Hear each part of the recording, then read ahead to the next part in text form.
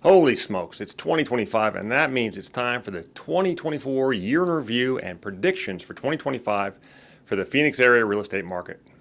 Hi, I'm Bork, back again with another Phoenix area real estate market update, and today we talk about what was and what is to come.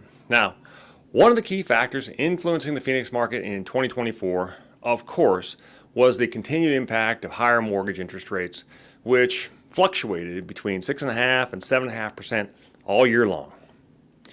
Higher interest rates have kept the first-time homebuyer market almost completely out, and at the same time, it really put the kibosh on a lot of sellers wanting to list their homes. Now, why is that?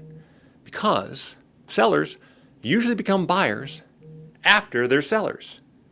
You know, it reminds me of a conversation I had just the other day with my wife. It was lovely.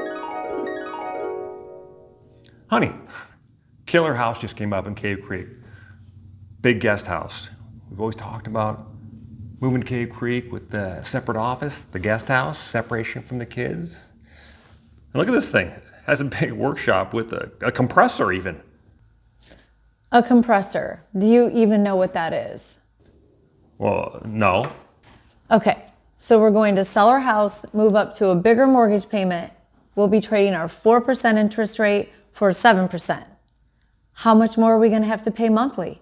Well, got my calculator right here. Expected such a question. No, I didn't. I was really hoping for something more general like, when are we moving?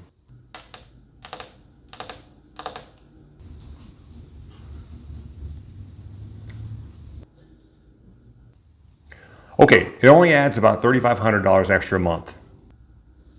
Have you been drinking? A ton. No. And that's how the conversation usually goes. The year kicked off with the median sales price of single-family homes in the Phoenix area reaching approximately $455,000. And by the close of 2024, last month, despite abysmal demand for homes and increasing supply, the median price actually increased about 5%, finished around $478,000, which, by the way, I'm not going to lie, even a 5% increase like it was is really surprising. This is really good growth given how lethargic the market was. It's almost weird. Now, something to pay attention to. Active homes, also known in real estate terms as inventory. Now, this remained low relative to a normal market, but it did increase from approximately 13,000 active listings at the beginning of the year to over 18,000 listings at the end of the year. It's not nothing. That's a 37% increase, and that number is currently getting larger. It's only a month later, and we're currently at over 20,000 active listings. So that, my friends, is a key number to look at as time moves forward. If demand in the area does not increase to offset the rising inventory, we could easily see prices drop once again like we did in the latter part of 2022. Rentals remain strong in Phoenix, if you care, with average rent currently sitting around $1.33 per square foot. And this number literally has not changed since mid-22, which surprises a lot of people because it seems everywhere we look, a new apartment complex is either coming online or in the process of a build, massively adding to the supply of available rental units. In some ways, it tells you how popular the Phoenix metro area is for those looking to relocate here. This town is getting bigger, and whether you like that idea or not, this is a hell of a good place to own real estate. Now, to take that thought one step further, it used to be a lot of people came to Phoenix out of the Midwestern states, many keeping second homes here and going back to the Midwest for cooler summers. Now, it's much more likely they are coming from California and Washington, bringing loads of money and driving our luxury markets. But it's more than that. We are becoming an economic power with more high-paying jobs than ever before.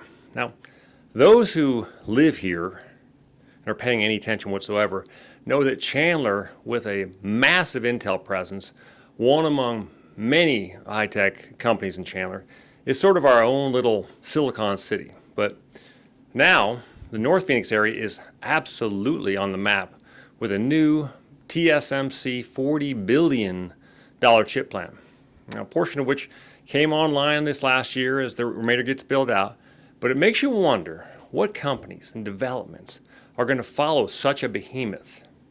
I suspect a lot, and the North Phoenix area is destined to become a monster of high-paying jobs. The supply of people looking for housing will not be a problem moving forward.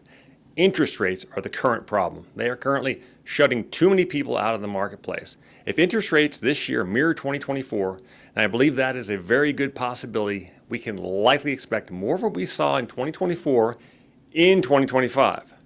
But if we get a break and rates can get anywhere below 6%, in particular, I think the number is 5.5%, it's going to be like this. This place is going to go nuts again, but we shall see. Thanks for watching, and if you have any questions about buying or selling in the Phoenix area, just give me a call. Again, I am Bork, and I'll be back again next month with another Phoenix area real estate market update. Till then, God bless every one of you.